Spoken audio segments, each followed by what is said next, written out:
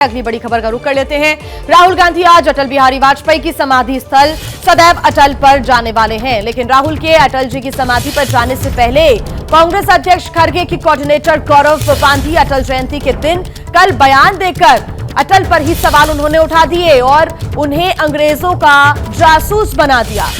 तो आज सदैव अटल जाएंगे राहुल गांधी, लेकिन उसके पहले ही मल्लिकार्जुन खड़गे यानी कि कांग्रेस के अध्यक्ष, उनके कोऑर्डिनेटर गौरव पांधी ने अटल जयंती के दिन यानी कि कल बयान देकर सवाल उठा दिए हैं अटल बिहारी वाजपेयी जी के ऊपर। उन्हें अंग्रेजों का जासूस बता दिया गौरव पांधी ने।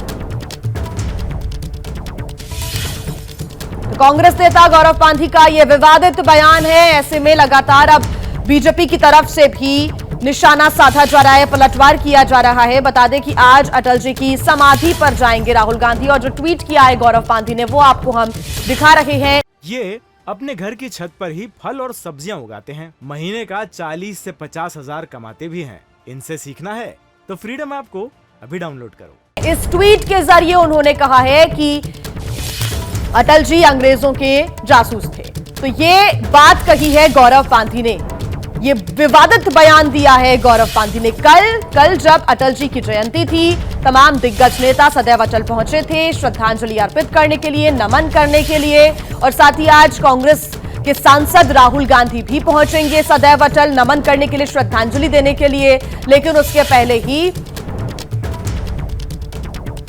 पहले ही आपको बता दें, मल्लिकार्जुन खड़गे के कोऑर्डिनेटर गौरव पांधी ने यह विवादित बयान दिया।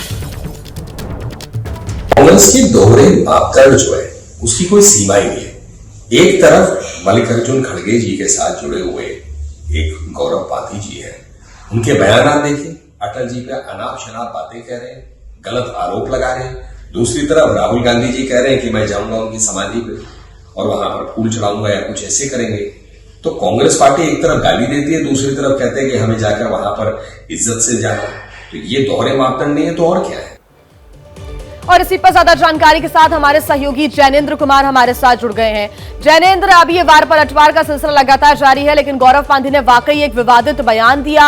आज राहुल गांधी भी सदैव अटल पहुंचेंगे, लेकिन उसके पहले गौरव पांधी का ये बयान वाकई विवादों से उनको घेरने वाला है।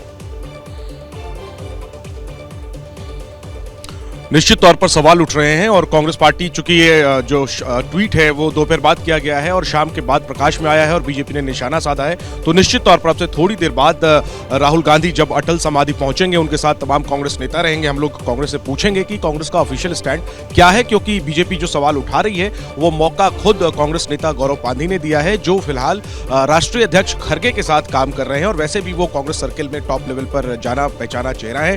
तो उन्होंने जिस तरह से अटल बिहारी वाजपेयी की जयंती पर कहा कि वो वाजपेयी ने बाकी आरएसएस मेंबरों की तरह न सिर्फ भारत छोड़ो आंदोलन में 1942 में भाग नहीं लिया, बल्कि उन लोगों के बारे में जासूसी की जो इस आंदोलन में भाग ले रहे थे अंग्रेजों के लिए, और साथ साथ उन्होंने अटल बिहारी वाजपेयी को बाबरी विध्वंस और निल्ले नरसंहार के लिए में भी अहम भूमिका उनकी बताई। और जन्मदिन के दिन अटल बिहारी वाजपेयी जो पूर्व प्रधानमंत्री रह चुके, भारत रत्न रह चुके हैं, निश्चित तौर पर सवाल उठेंगे कि अगर खुद राहुल गांधी उनकी समाधि पर जा रहे हैं उन्हें नमन करने के लिए, श्रद्धांजलि देने के लिए, तो दूसरी तरफ जन्मदिन का मौका क्यों चुना गया, वो भी इतने जिम्मेदार पद पर काम कर रहे वर्कर के लिए। कांग्रेस की प्रतिक्रिया इस पर नहीं आई है। हम कोशिश करेंगे कि कांग्रेस से पूछें कि कांग्रेस को क्या कहना है गौरव पांधी के ट्वीट पर। निश्चित तौर पर गौरव पांधी के ट्वीट ने सवालिया निशान खड़े कर दिए हैं कांग्रेस की सोच को लेकर, अटल बिहारी वाजपेयी को लेकर, क्योंकि आज राहुल गांधी जो है वो अटल जी की समाधि पर जाने वाले, और न सिर्फ अटल जी बल्कि जो तमाम पूर्व प्रधानमंत्री जवाहरलाल नेहरू, इंदिरा गांधी, राजीव गांधी, लाल बहादुर शास्त्री और बापू महात्मा गांधी की समाधि पर जाने वाले हैं। आपको ध्यान होगा कि भारत जोड़ो यात्रा हमारे साथ बने रहिए, उस शाम को जाने वाले। एक बड़ी खबर बताते हैं दर्शकों को, आप हमारे साथ बने रहिए। भारत जोड़ो यात्रा के लिए अखिलेश यादव, जयंत चौधरी को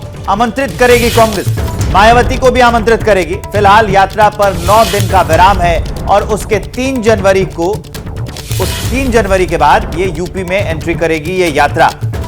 अखिलेश यादव, जयंत चौधरी को न्योता दिया जाएगा भारत जोड़ो यात्रा में जुड़ने के लिए, मायावती को भी न्योता दिया जाएगा भारत जोड़ो यात्रा में जुड़ने के लिए। यह खबर निकलकर सामने आई है। भारत जोड़ो यात्रा के लिए आमंत्रण भेजेगी कांग्रेस पार्टी, एसपी को, बीएसपी को और आरएलडी को यह न्योता दिया जाएगा कि वो भारत जोड़ो यात्रा में जुड़े, क्योंकि 3 जनवरी के बाद ये यात्रा 3 जनवरी से ही फिर से शुरू होने वाली है। इस खबर पर भी ज्यादा जानकारी के लिए जुड़े हमारे संवाददाता जैनेन्द्र। अब फिर से विपक्ष को एकजुट करने की कोशिश हो रही है, लेकिन जो अब तक की कोशिशें हैं वो तो फैली हुई हैं कांग्रेस की। जी हाँ, देखिए अभी काफी वक्त भी है। कांग्रेस अपनी तरफ से ये कोशिश इसलिए कर रही है क्योंकि कांग्रेस विपक्ष में बड़े भाई की भूमिका में खुद को देखती है। वो सबसे लीडिंग ऑपोजिशन पार्टी है और ऐसे में भारत जोड़ो यात्रा के जरिए वो विपक्ष को एकजुट करने की भी कोशिश साथ साथ कर रही है। पिछले दिनों में जब यात्रा दिल्ली पहुंची थी, उससे पहले राहुल गांधी ने तमाम सांसदों को चिट्ठी लिखी थी और कहा था कि आप शामिल होइए। हालांकि ज्यादा लोग तो नहीं, लेकिन इक्के दुक्के लोग जरूर आए। कमल हासन तमिलनाडु का एक बड़ा चेहरा है, तमिलनाडु की राजनीति का, और साथ ही बड़े स्टार हैं, वो उन्होंने राहुल गांधी के साथ मंच जरूर साझा किया। डीएमके की नेता है कनिमोजी, वो राहुल गांधी के साथ चली। तो अब जब यात्रा 3 जनवरी को यूपी में प्रवेश करेगी, आपको पता है विवेक कि अभी यात्रा पर विराम है। 24 तारीख को दिल्ली में पहुंचने के बाद यात्रा रुक गई, 9 दिनों का ब्रेक है। 3 तारीख को यात्रा रामलीला मैदान से शुरू होगी, दोबारा गाजियाबाद के रास्ते यूपी जाएगी और तकरीबन 5 से 6 दिन यूपी में रहेगी। तो इस दौरान कांग्रेस की कोशिश है कि राहुल गांधी के साथ अखिलेश यादव, मायावती, जयंत चौधरी जैसे नेता चलते हुए नजर आए। इनको निमंत्रण भेजा जाएगा। भारत जोड़ो यात्रा के साथ साथ विपक्ष जोड़ो अभियान पूरा हो पाता है या फिर नहीं, ये देखना होगा। जैनेंद्र, आप बने रहिए हमारे साथ। वहीं कांग्रेस के नेता जयराम रमेश ने सरकार पर बड़ा आरोप लगाया है। जयराम रमेश ने ट्वीट कर कहा है कि इंटेलिजेंस ब्यूरो ऐसे कई लोगों से पूछताछ कर रही है जिन्होंने भारत जोड़ो यात्रा के दौरान राहुल गांधी के साथ बातचीत की थी और उन्हें अपनी मांगों को लेकर ज्ञापन दिए थे। जयराम रमेश कह रहे हैं कि एआईबी जासूस की तरह काम कर रही है और लोगों से हर तरह के सवाल पूछ रहे हैं और उन्हें सौंपे गए ज्ञापन की कॉपीज भी मांग रहे हैं। जिस प्रकार के अनाप शनाप आरोप कांग्रेस पार्टी लगा रही है, उससे ऐसा लगता है कि वो इस यात्रा को प्रासंगिक रखना चाहते हैं, मीडिया में न्यूज बनाना चाहते हैं।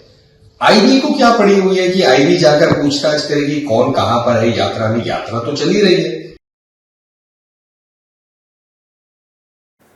और ज्यादा जानकारी के साथ हमारे सहयोगी जैनेंद्र हमारे साथ लगातार जुड़े हुए हैं। जैनेंद्र, जयराम रमेश ने यह ट्वीट करके कहा है कि आईबी ऐसे कई लोगों से पूछताछ करी जिन्होंने भारत जोड़ो यात्रा के दौरान राहुल गांधी के साथ बातचीत की थी। हालांकि बीजेपी ने इन तमाम आरोपों को ठुकरा दिया है सिरे से। बिल्कुल ठीक बात है और निशाना भी जयराम रमेश ने प्रधानमंत्री मोदी और गृहमंत्री अमित शाह पर साधा था और यह कहा कि यात्रा में कुछ भी गोपनीय नहीं है। लेकिन मोदी और शाह घबराए हुए हैं और इसीलिए आईबी जो है उन लोगों की छानबीन कर रही है। वो कागज मांग रही है जो लोगों ने भारत जोड़ो यात्रा के दौरान राहुल गांधी से मुलाकात के वक्त में उन्हें ज्ञापन के तौर पर सौंपा था। हालांकि जब हमने संपर्क किया जयराम रमेश से कि किन लोगों से आईबी ने पूछताछ की है उसके बारे में ब्यौरा दें, तो उस पर ज्यादा जानकारी फिलहाल अभी नहीं दी गई है कांग्रेस की तरफ से। एक बात और, कांग्रेस ने एक बड़ा आरोप लगाया है कि पिछले दिनों में जब सोहना में भारत जोड़ो यात्रा थी तब जो कैंप साइट है उसमें कंटेनरों के अंदर कुछ संदिग्ध लोग घूमते नजर आए थे, जो कि बाद में पूछताछ में पता चला कि पुलिस वाले हैं। तो कांग्रेस ये भी कह रही है कि देखिए आईबी के लोग हमारे कैंप के अंदर, कंटेनर के अंदर घुस करके छानबीन कर रहे हैं, न जाने वो क्या तलाश रहे हैं। और साथ में अब जयराम रमेश ने मामले को और गंभीर बना दिया है, उन लोगों की पूछताछ कर रही है। जानकारी के लिए आपका बहुत बहुत धन्यवाद। ये अपने घर की छत पर ही फल और सब्जियां उगाते हैं, महीने का 40 से 50 हजार कमाते भी हैं।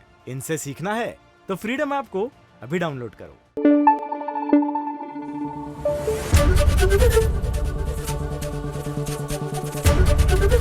एबीपी न्यूज आपको रखे आगे।